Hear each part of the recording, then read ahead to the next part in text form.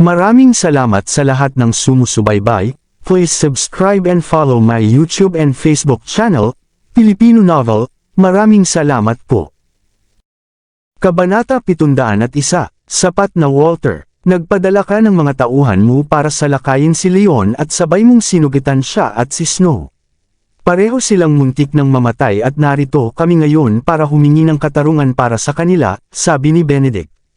Kasabay nito ay lumabas ang malakas na aura mula sa kanyang katawan para harangan ang puwersa ni Walter. Anong pinagsasabi mo? Paano kami nakakaugnay dyan? Paulit-ulit mong sinasabing kami ang sumalakay kay Leon pero mayroon ka bang ebidensya? Mariing tanong ni Walter.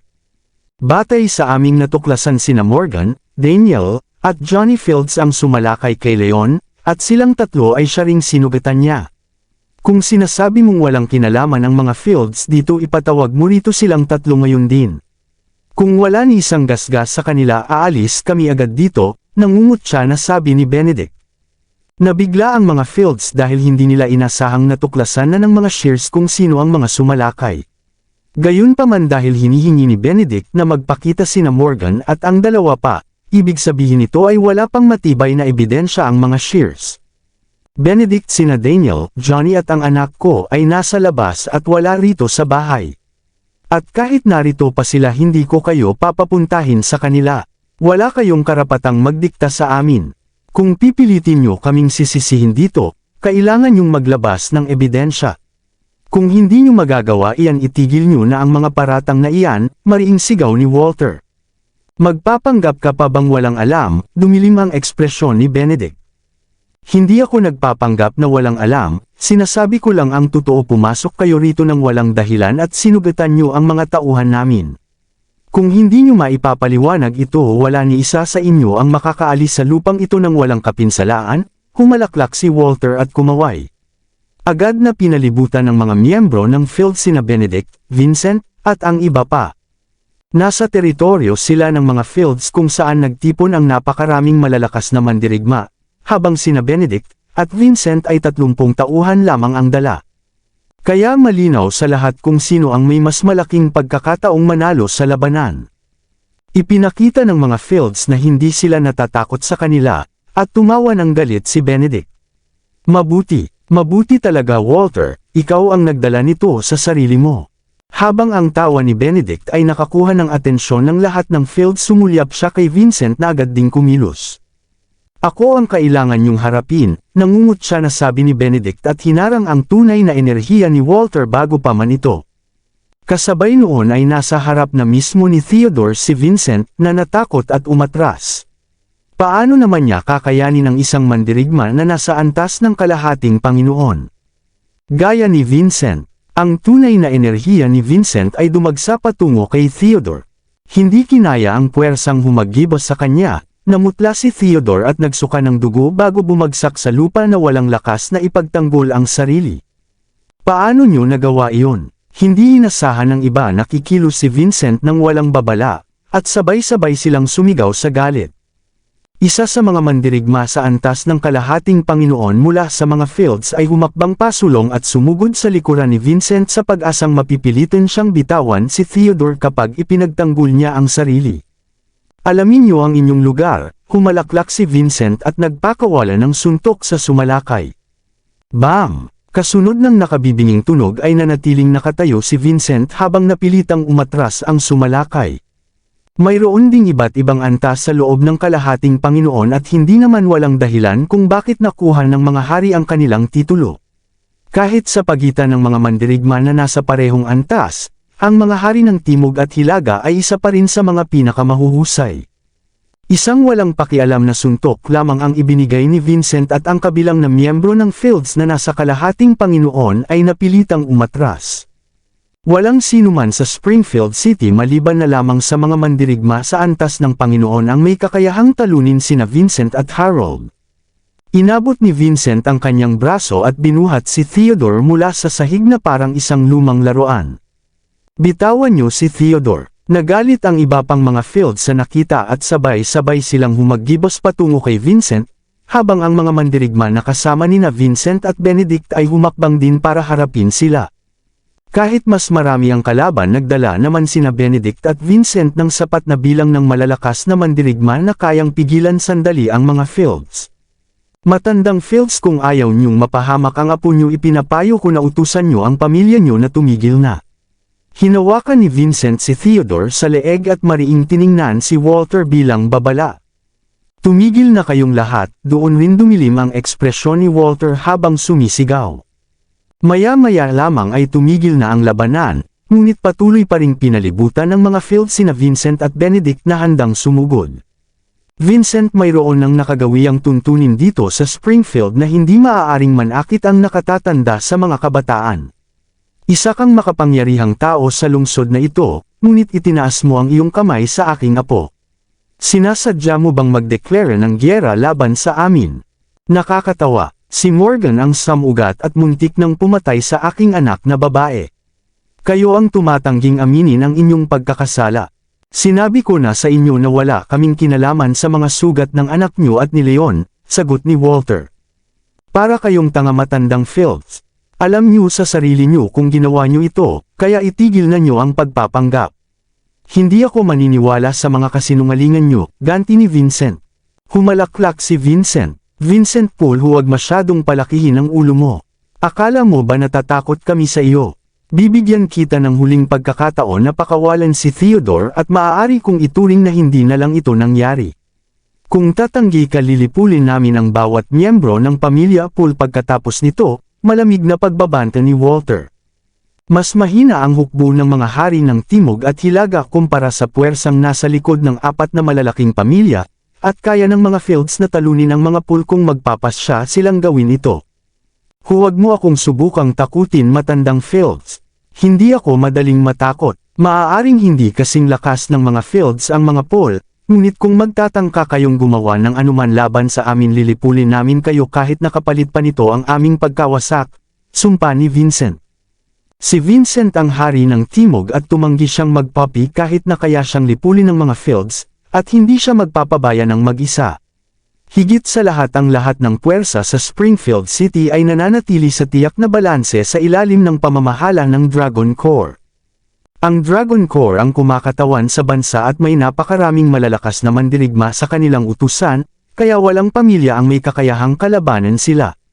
Madalas ay nagbubulag-bulagan na lamang ang Dragon Corps sa mga maliliit na alitan sa pagitan ng mga pamilya. Ngunit kung magdedeklara ng giyera ang mga Paul at Fields laban sa isa't isa na magdudulot ng malalaking pinsala, tiyak na makikialam ang Dragon Corps at parurusahan ang sinumang kasangkot, sinuman ang manalo sa huli. Bukod pa rito, nagsimula ang alitan ng sugatan ni Morgan at ng dalawa pang miyembro ng Fields, si Snow, kaya ang mga Fields ang may kasalanan dito. Kahit na mapawi nila ang mga Paul, lilipulin din sila ng Dragon Corps pagkatapos. Tiwala si Vincent na hindi magdedeklara ng giyera ang mga Fields laban sa mga Paul dahil hindi yun makatutuhanang gawin. Sa sandaling iyon, isang malakas na tinig ang tumagos sa hangin. Gusto nyo kaming lipulin? Hindi yun mangyayari maliban na lang kung makakaalis kayo rito, Vincent Paul, Benedict Shear, dahil narito na kayong dalawa, huwag na kayong mangarap na makakaalis pa kayo rito ng buhay. Isang matandang nasa 70 taong gulang na sinundan ng dalawang lalaking nasa antas ng kalahating Panginoon at iba pang mga mandirigma ang nagmadaling pumunta at pinalibutan ang likuran ng puwersang pinamumunuan ni Benedict at ang mga Shear upang harangan ang kanilang tanging daan palabas. Ang matanda ay si Denzel Field at siya ang pinuno ng mga direktang inapo ng ikalawang henerasyon ng pamilya Fields. May dalawang mandirigma sa antas ng Panginoon sa mga Fields, isa ay si Walter at ang isa ay si Denzel. Nakatuon si Denzel sa sining ng pakikipaglaban at bihirang makialam sa ibang usapin ng pamilya, kaya hindi siya madalas makita. Narinig lamang niya na sumalakay ang mga Shear at si Vincent sa mga Fields, kaya siya nagpakita kasama ang iba pa. Denzel Fields, dumilim ang ekspresyon ni Vincent. Sa pagkakaroon lamang ng isang Panginoon ay sapat na ang lakas ni Vincent at Benedict para harapin ang mga Fields, ngunit kapag nasa harap na nila sina Walter at Denzel kasama ang tulong ng ilang kalahating Panginoon ay wala na silang magagawa. Shear, alam mo namang magkaaway na ang ating mga pamilya sa loob ng ilang dekada, at naglakas loob ka pa ring pumunta rito ng mag-isa. Mamamatay kayong lahat dito ngayon. Nagpakawala ng tunay na enerhiya si Denzel habang naniningkit ang kanyang mga mata. Sa ilalim ng pamamahala ng Dragon Corps maaaring hindi manggahas na talagang patayin ng mga Fields sina Vincent at Benedict, ngunit maaari nilang dakpin sila at sirain ang kanilang kakayahan. Sa ganitong paraan hindi nila maaalerto ang Dragon Corps habang pinahihina naman nila ang mga Shear. Huwag mo kaming subukan, Denzel. Kung giyera ang gusto nyo, lalaban kami hanggang sa huling sandali para pumatay. Matanda na ako. Makatarungan na ipalit namin ang buhay namin para sa buhay ng mga inyong inapo, nangungutya na sabi ni Benedict. Dalawa lamang ang Panginoon sa mga Fields at hindi nila kayang pigilan ng sabay sina Vincent at Benedict. Kahit na hindi maihahambing ang kabuoang lakas nila sa mga Fields, maaari namang iwasan nina Benedict at Vincent sina Denzel at Walter habang nakatuon ang pansin sa paglusob sa mga inapo ng ikalawa at ikatlong henerasyon ng pamilya Fields. Sa oras na mapatay nina Denzel at Walter ang dalawa ay napatay na nila ang karamihan sa mga kabataang henerasyon. Maaaring hindi mawala lahat ng inapo ng mga Fields ngunit magdudulot ito sa kanila ng matinding pagkatalo. Ikaw, nagdilim ang mukha nina Walter at Denzel.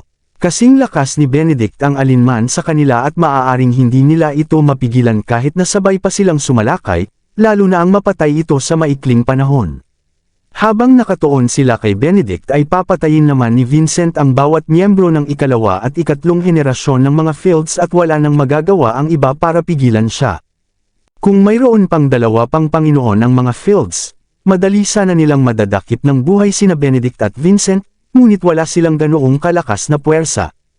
Ang mga Fields ang nagsimula ng alitan at kung magdudulot ito ng giyera, sila pa rin ang talo sa huli kapag nalaman ito ng Dragon Corps. Sa sandaling iyon tila tumigil ang oras habang nagharap ang dalawang panig ng walang umuusad. Ang balanse sa pagitan ng lahat ng pamilya sa Springfield City ay halos magkapareho, at ang mga pinuno tulad nina Benedict o Walter ay hindi kailanman magdedeklara ng giyera, o itataya ang kapalaran ng kanilang pamilya nang walang kasiguraduhang makikinabang sila rito. Sa ngayon ay sinusubukan lamang nilang takutin ang kabilang panig para sumuko, at makinabang sila sa sitwasyon. Ang unang susuko ang matatalo. Panalo ka na, Benedict. Sige, ano ang gusto mong kapalit kay Theodore? Mariing tanong ni Walter. Hawak na bihag si Theodore at dahil hindi natatakot sina Vincent at Benedict sa mga Fields, wala nang ibang pagpipilian si Walter kundi sumuko. Parehong nasugatan si Leon at ang anak ng hari ng Timog, at dahil kayo ang nasa likod nito dapat kayong magbayad ng 65 milyon. Ligtas at walang sugat si Leon sa ngayon, kaya hindi na kailangan ni Benedict na talagang magdeklara ng giyera laban sa mga Fields, ngunit kailangan niyang pagbayarin sila bilang babala sa iba. Ano? 65 milyon. Baka naman hihingin mo na rin ang lahat ng ari-arian namin. Sinabi ko na sa inyo na wala kaming kinalaman dito. Huwag masyadong maging mayabang, sigaw ni Walter. Kahit na may $1 bilyong ang mga Fields, karamihan dito ay nasa anyo ng mga ari-arian at pondo, kaya ang 65 milyong salapi ay hindi maliit na halaga para sa kanila. Tama na ang pagpapanggap, Walter. Magbayad ka ng 65 milyon bago magtanghali bukas at pakakawalan namin si Theodore nang walang kahit na anong gasgas sa kanyang katawan. Kabanata 705. Kapag hindi nyo nagawa iyon paparanasan namin kay Theodore ng 2 beses na mas matindi kaysa sa naranasan ni na Leon at ng binibining pool, banta ni Benedict. Ikaw, dumilim ang mukha ni Walter nang mapagtantong wala na siyang magagawa. Isa pa, paalala lamang. Subukan yung saktan ulit si Leon at hindi na magiging ganoon kadali ang katapusan ninyo sa susunod. Hari ng Timog, tara na, sabi ni Benedict bago tinawag si Vincent at tumalikod na umalis kasama ang iba pa. Kainis, nagalit ng husto si Walter nang umalis sina Benedict at ang iba pa. Gayunpaman hawak na bihag si Theodore at wala nang ibang nagawa ang mga Fields kundi palayain na lamang sila. Matanda, ano ang gagawin na natin ngayon? Nag-aalalang tanong ng isa sa mga Fields. Ano pa bang magagawa natin? Mukhang pera man ang hinihingi ni Benedict sa panlabas, ngunit ito ay paraan lamang niya ng pagbabala sa atin na huwag nang guluhin si Leon, mura ni Walter nang may pagtatanim ng galit. Alam ni Walter na hindi pera ang tunay na layunin ni Benedict, at nais lamang nitong turuan ng leksyon ang mga Fields. Kung magtatangka silang sumalakay ulit kay Leon, gagawin ng mga Shear ang lahat para gumanti sa pamamagitan ng pagtutok sa mga inapo ng pamilya Fields. Matanda, si Leon ang kasosyo ng mga Shear sa negosyo. Siya ay banta sa ating lahat. Hahayaan na lang ba natin siyang magpatuloy? Tanong ng isang miyembro ng Fields nang may pagkadismaya. Ano pa bang magagawa natin? Ang batang iyan ay nasa likod ng mga Shear at kung nais natin siyang alisin, kailangan munang alisin ang mga Shear. Kung magpapasya silang hilahin tayo pababa kasama nila, wala tayong mapapala dito. Unti-unti nang kumalma si Walter. Alisin ang mga Shear. Hindi yun posible. Halos kapantay na natin sila at hindi ganoon kadali ang pagpuksa sa kanila.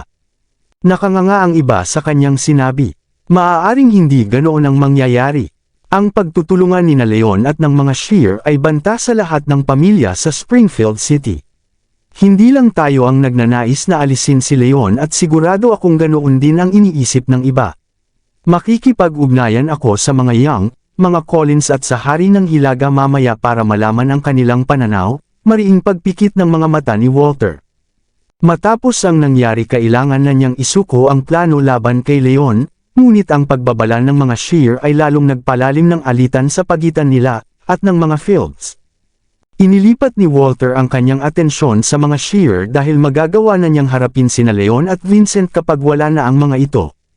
Sa mga sumunod na araw nanatili si Leon sa mansyon ng mga Shear para magpahinga at ipinagkatiwala muna ang lahat ng usapin ng Synth-Ion Group. Samantala nagtagumpay siya sa kanyang hangarin na kumuha ng mga mandirigma. Mahigit sa 10 malalayang mandirigma ang tumugon sa kanyang alok at nagpahayag ng kagustuhang maglingkod sa Synth-Ion Group. Ang iba ay dahil sa Energy Nurturing Pills, ang iba naman ay dahil sa Pure Energy Pills at ang iba pa ay dahil sa ibang layunin. Nais ni Leon ang sarili niyang hukbo at determinado siyang kumuha ng mga taong may mabuting kalooban, tapat at mapagkakatiwalaan, kaya hindi niya pwedeng tanggapin ang lahat ng nag-apply. Ginamit ni Cynthia ang ugnayan ng pamilya Shear para alamin ang pinagmula ng mga mandirigma, at sa huli ay 6 ang napili niya sa lahat ng nag-apply kasama sina Spencer at Stephen na umabot sa 8 ang kabuuang bilang ng mga mandirigma, at matagumpay na naitatag ni Leon ang pundasyon ng kanyang sariling hukbo.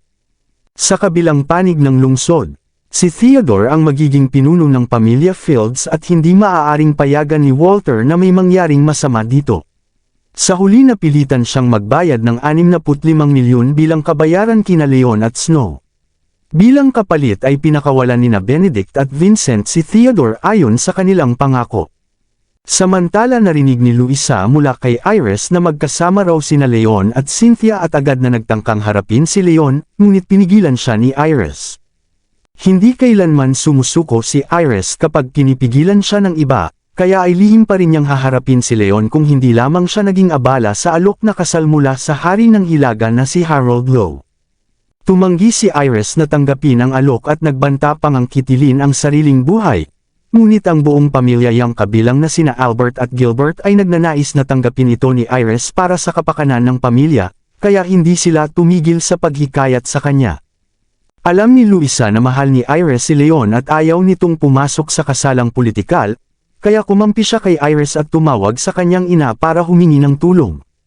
Dahil abala sa pagtulong kay Iris na tanggihan ang alok ay labis na napagod si Luisa at wala ng oras para harapin si Leon.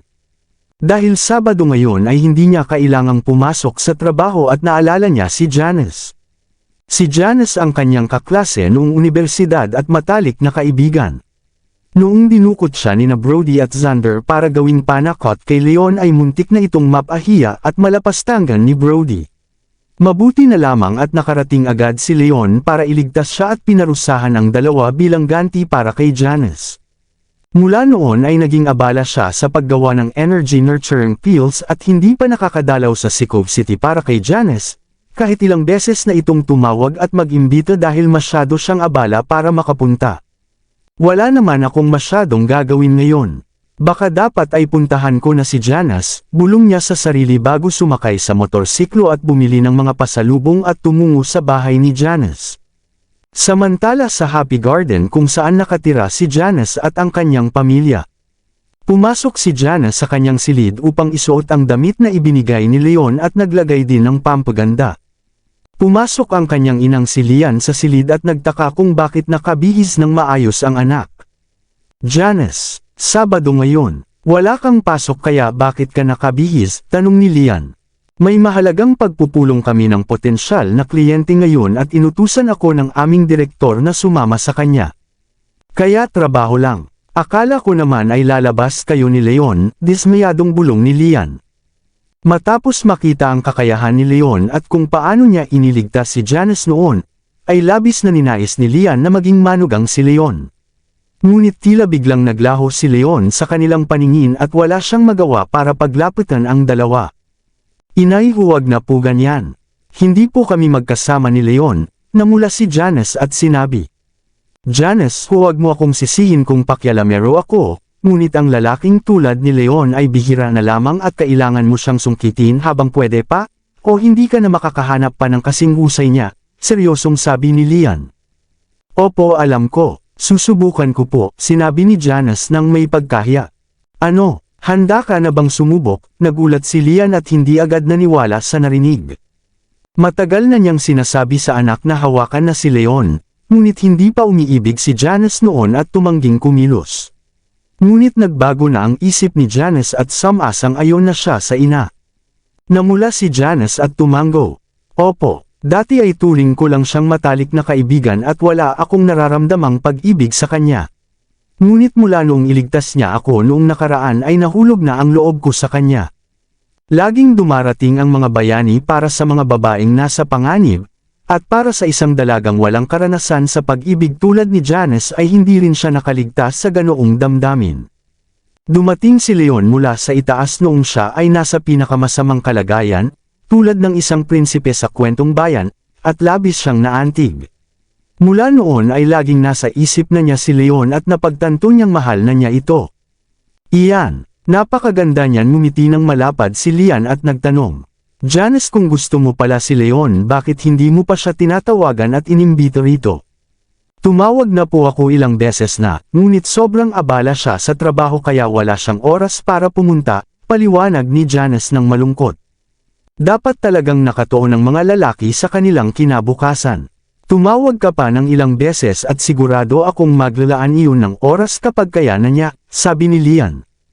Opo, alam ko. May pagpupulong po ako ngayon kaya tatawagan ko na lang siya bukas kapag may oras na ako, sabi ni Janice na nananatiling malungkot at nag-aalala na baka wala ring oras si Leon sa susunod.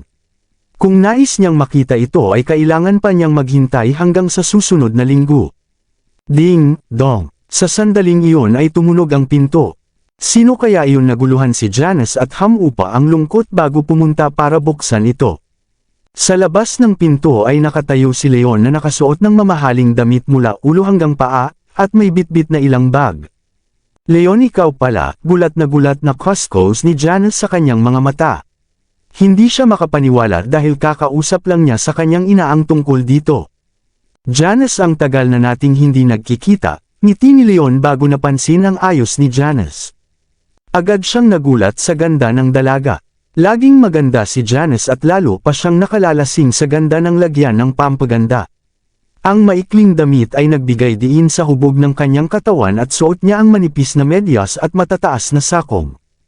Kahit hindi kasing nakakaakit nina Iris at Cynthia, si Janice ay hindi naman siya malayo rito, at kulang lamang sa karangyan kumpara sa dalawa.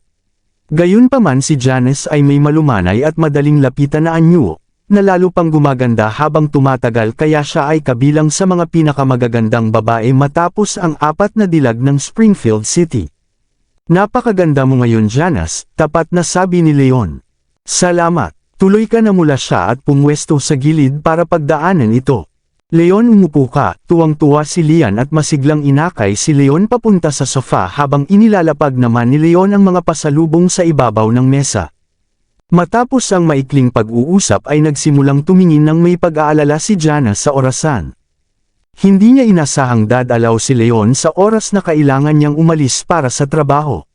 Hindi niya maaaring iwanan ang trabaho, ngunit ayaw din niyang iwanan si Leon kaya siya ay nag-aalinlangan.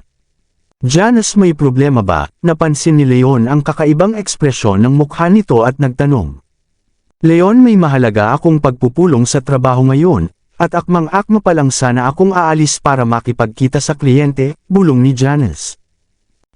Kung abala ka naman ngayon maaari na lang akong bumisita sa ibang araw, tumayo si Leon para umalis. Huwag, hindi ka naman madalas pumunta rito at hindi ka pa man nakakatikim ng tsaa. Hindi ka pwedeng umalis ngayon, mabilis na hinawakan ni Janice ang braso ni Leon. Matagal na niyang ninais na dumating si Leon at hindi niya alam kung kailan pa ito muling makikita kung aalis pa ito. Oo nga Leon, hindi ka pwedeng umalis sabi ni Lian bago nagmungkahi. Janice bakit hindi mo nalang isama si Leon? Oo nga magandang ideya iyon.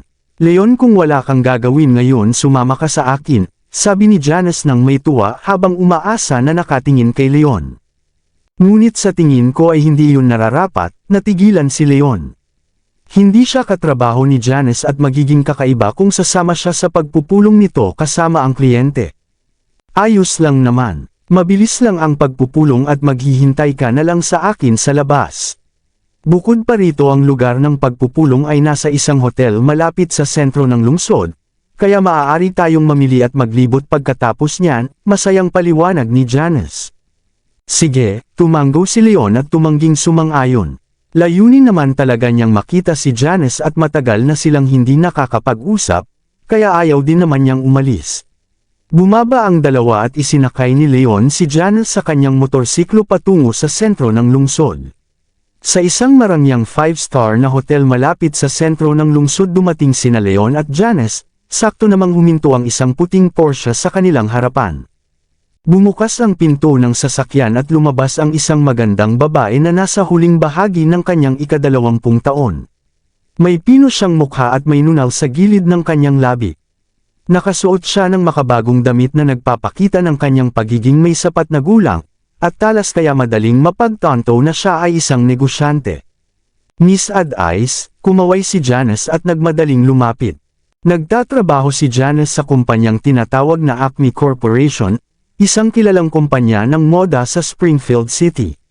Siya ang tagapamahala ng kagawaran ng sales, at ang dalagang nasa harap niya ay ang kanyang pinuno na si Eva Ad-Ice na siyang direktor ng sales. Nakakuha si Janice ng kinalalagyan ngayon dahil hinangaan ni Eva ang kanyang kakayahan, at tinulungan siyang maging tagapamahala. Kaya kahit si Eva ang kanyang pinuno sa trabaho ay matalik naman silang magkaibigan sa pribadong buhay. Nandito ka na pala Janice. At sino naman ang ginoong ito? Lumapit si Eva at bahagyang nagulat nang makitang may kasamang lalaki si Janice. Miss Ad-Ice pahintulutan ninyo akong ipakilala ang aking kaibigan na si Leon Wolf. Leon ito ang aking amo na si Miss Eva Ad-Ice, ipinakilala ni Janice ang dalawa. Kaibigan Janice siya ba ang iyong kasintahan? Sinulyapan ni Eva si Leon bago tumingin kay Janice na may panunukso. Hindi po Miss Ad-Ice, nagkamali po kayo. Siya po ang aking kaklase noong universidad at hindi pa po siya ang aking kasintahan, namula si Janice at nagpaliwanag. Ibig sabihin ba niyan ay magiging ganoon siya balang araw? Ngumiti si Eva nang napagtanto ang ibig sabihin. Kilala si Janice bilang pinakamagandang babae sa kumpanya at napakaraming lalaki ang nagkakagusto sa kanya, ngunit wala pa sa kanila ang nakapagpanalo ng kanyang puso. Ngunit tila malapit sina Janice at Leon at napansin ni Eva ang matamis na ekspresyon sa mukha ni Janice noong nakasakay ito sa likod ni Leon habang nakapulupot ang mga braso sa baywang nito kanina. Malinaw sa sinuman na kahit hindi pa kasintahan ni Janice si Leon ay higit pa sila sa magkaibigan.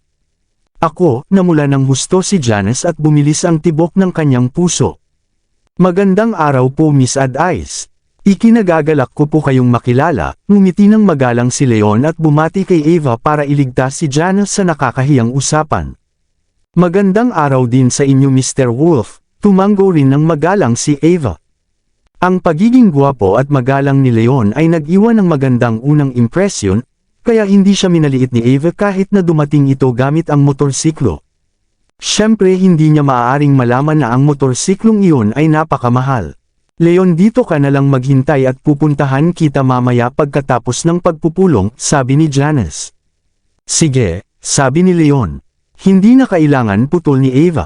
Janice maaaring sumama sa atin si Mr. Wolf sa loob hindi naman alam ng kliyente na hindi siya empleyado ng ating kumpanya, kaya ayos lang iyon, ngumiti ng maayos si Ava. Maganda ang naging impresyon ni Ava kay Leon, at dahil mukhang malapit naman si Janice dito ay nagpasya siyang gumawa ng pagbubukod para sa kanila. Kabanata 710, sa tingin ko po ay hindi yun nararapat, nagulat si Janice.